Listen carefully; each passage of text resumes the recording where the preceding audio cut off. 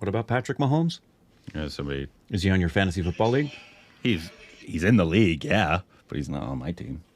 Oh, you couldn't pick or you didn't pick? I didn't pick because I had the third pick, and he went like pick 8. Oh. So that's how that works. You don't just get to choose. You have to do it as if you were a team drafting your players, and whoever's available is the ones you get. Yeah. I've never done fantasy leagues. Well, there's that, but there's also auction leagues, which means you have a specific dollar amount, not real money, but everybody has like $100. Like your budget, right. And you can auction. So if you want a player, you can spend as much as you want, but then you only have a certain amount for the rest of your players. That's not what kind of league we have. The normal league is... Oh, there's more than one kind of league? Oh, yeah, there's all different kinds of Wow. leagues. But normal leagues are 10 to 12 teams. Mm-hmm. And so first pick gets the best player right. in their mind. And then, right. And then it's a snake draft. So the 10th team gets the 11th pick and goes back. Got it. And it's okay. It's kind of like that. And is the real money on the table for these things? Yeah, so our buy-in is, I don't know, last year it was 50. I don't know if it went... And it's pooled, basically. So basically the winner gets, I think in our league got like $500 was the pool. That's cool. A lot of leagues, some leagues fun. have a lot more money. Yeah, I understand. Some leagues aren't money at all. The fun of that is it goes way beyond just rooting for a particular team. Yeah, there's so many things you can pay attention to. Gives you a lot more interest in other games. Yeah. None of you care about what I just said. Nope. Hey, Josh!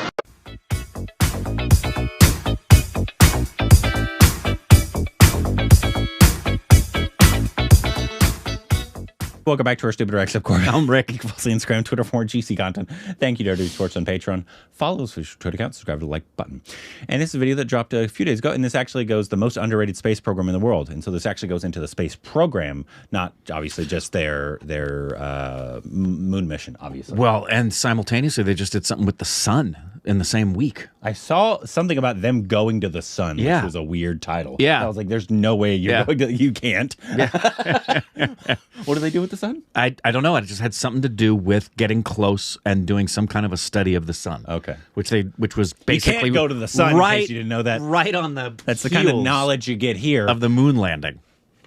Fun fact, you cannot go to the sun. Which, did you see the super blue moon that was up in the sky? No. Yeah, it was gorgeous. It wasn't just a blue moon. It was a super blue moon, which happened once every 10 to 20 years. Moon. And I was looking through the telescope, and you know what I saw up there? I could see the Indian lunar module that had landed, and right next to it was SRK spreading his arms. Yeah, that makes sense. Here we go. 1963, officials with India's space agency were still moving rocket parts around on bicycles. And now they're on the south side of the moon. They successfully landed a spacecraft on the moon. This accomplishment was especially emotional because 4 years ago in... Wow, I thought there'd be more information. Me too. I'm very disappointed. 4 years ago in 2019, a software glitch caused its predecessor, Chandrayaan 2's lander, to crash into the moon's surface. So they were nervous this time, understandably so. They were probably nervous the first time. That much confident because as a person who has been doing in this domain for 36 years, I know there are thousands of things. Any of that can anytime go wrong and derail. The pressure was immense, admitted the director of the center that spearheaded the construction of the spacecraft. The amount of effort is tremendous. The smiles that filled the room were a testament to the resilience of the Chandrayaan 3's team, who navigated the Vikram lander to avoid all those potholes to come in for a soft landing. This footage has been super sped up. The rover Pragyan then rolled out of the lander's belly to begin exploring the lunar surface. And we became the first country to go to near to the south pole of the moon. Astronauts are racing to get to the lunar south pole as spacecraft have detected water ice there, which can potentially be extracted and turned into drinking water, food, and rocket fuel. Yeah. NASA desperately wants to land humans there before China. I don't want China to get to the South Pole first with humans and then say, this is ours, stay out. While China has succeeded Russia, no one should say that. Rival to American influence in space, but they will. India is emerging as a force to be reckoned with. India's small and scrappy space agency is growing more small and scrappy. By the day. It started off small by launching satellites after establishing its space program in 1962, 4 years after NASA, under the leadership of the late physicist Dr. Vikram Sarabhai. The lunar lander Vikram was named in his honor, a tribute to his vision, which he described this way. There are some who question the relevance of space activities in a developing nation. To us, there is no ambiguity of purpose. We must be second to none in the application of advanced technologies to the real problems of man and society. Initially, India's space agency, which later evolved into ISRO, collaborated with multiple countries. That iconic photo from 60 years ago is part of an American-made rocket. Transporting parts by bike a great photo, is a by the way. testament to India's resourcefulness. When I mentioned on X that the Chandrayaan 3 budget was less than that of the movie Interstellar, Elon Musk replied, "Good for India." By the way, let's connect on X. I'm at Newsthink. The link is in my description. India's space agency has always worked on a shoestring budget. While NASA's Mars probe mission MAVEN cost $671 million, India's Mars probe mission Mongolian cost just $74 million. By the way, India became the first country to successfully reach the red planet on its maiden voyage in 2014. The entire Indian Department of Space budget for 2023 is $1.5 billion for both civilian and military use, a fraction of NASA's $25 billion budget or the U.S. Space Force's $26 billion budget. To be fair, NASA's much larger budget is a reflection of its size and accomplishments. They've got astronauts in orbit. The U.S. is the only country to have landed astronauts on the moon, albeit the last time was 1972. And they're now trying to send humans back to the moon and one day to Mars. Although the U.S. spends more on space as a percentage of GDP than India, compare America's 0.28% to India's 0.04%, it's much less than what NASA spent during the glory days, which was over 4% of the total U.S. budget.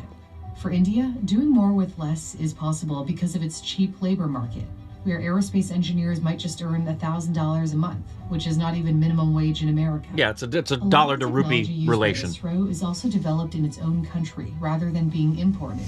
It used to rely on the French space agency CNS to supply parts for its liquid-fueled rocket engine Vicus, which powers various ISRO launch vehicles.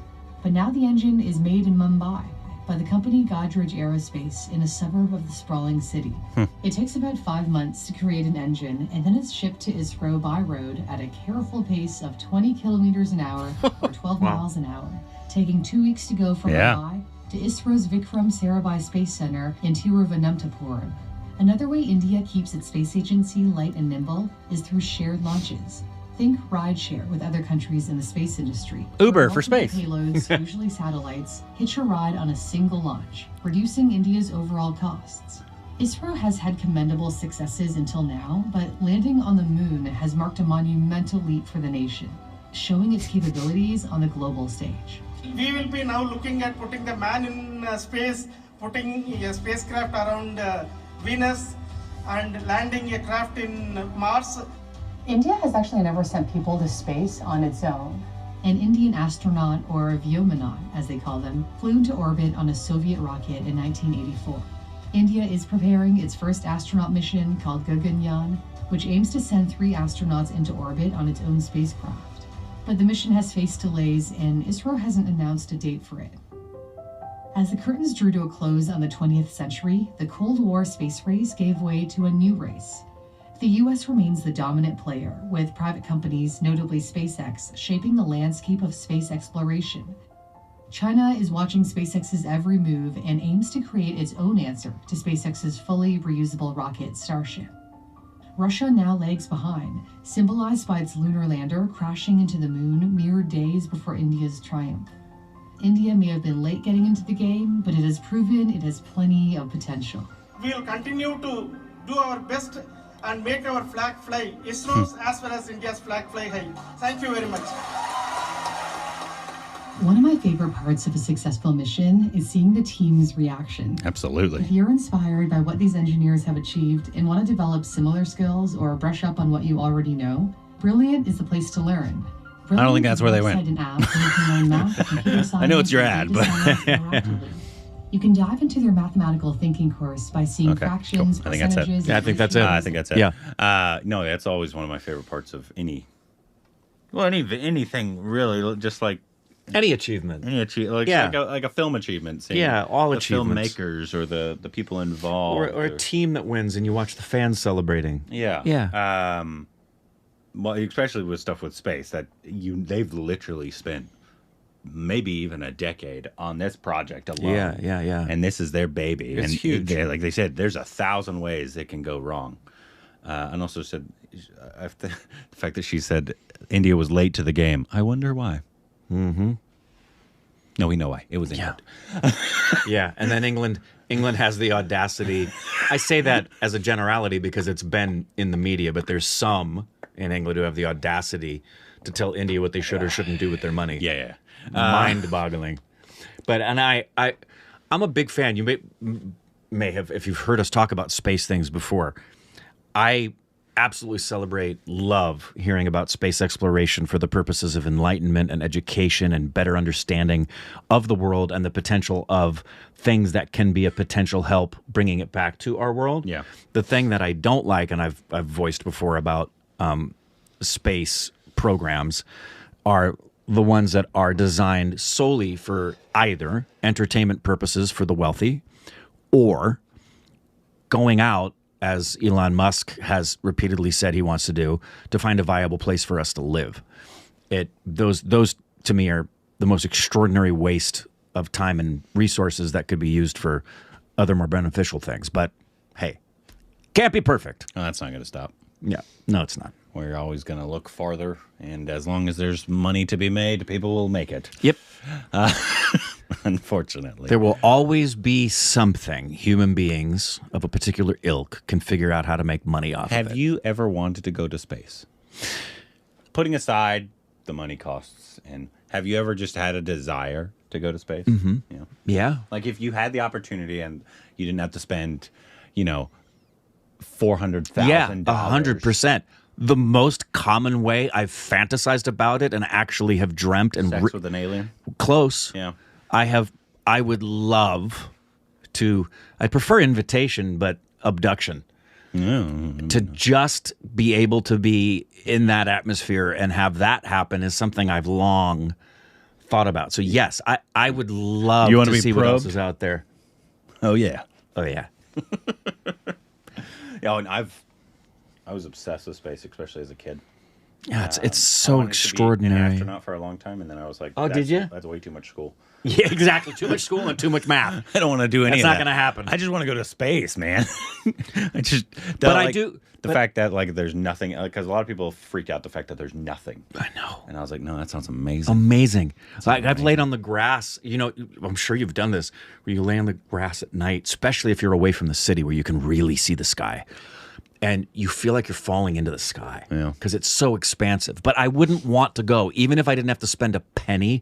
If someone gave me the opportunity to go on simply a excursion that was pure entertainment to go out and then come back, I don't know that I would want to do that. My dream of it is to, like, if I were to do that, I'd want to go on the space station and be out there for a little while. Yeah. Not just go up and down. But you never will. Nope. Well, never say never. Well, you never know. In our lifetime, hey, no, you're not just going. You never know. Tom Cruise could cast us in a film that takes place on the space station. Tom Cruise has never been on the space station. He's gonna be. He's gonna make a movie in space. He is. You don't know that? Fucking guy. That's his next endeavor, is to make a movie that is done in space. Fucking guy. Yeah. Anyways, go Tom. Obviously, I'll be in it with you. again. I'll be background on that one, buddy. Let us know if there's any other videos we can react to via the space station or any other information we need to know down below.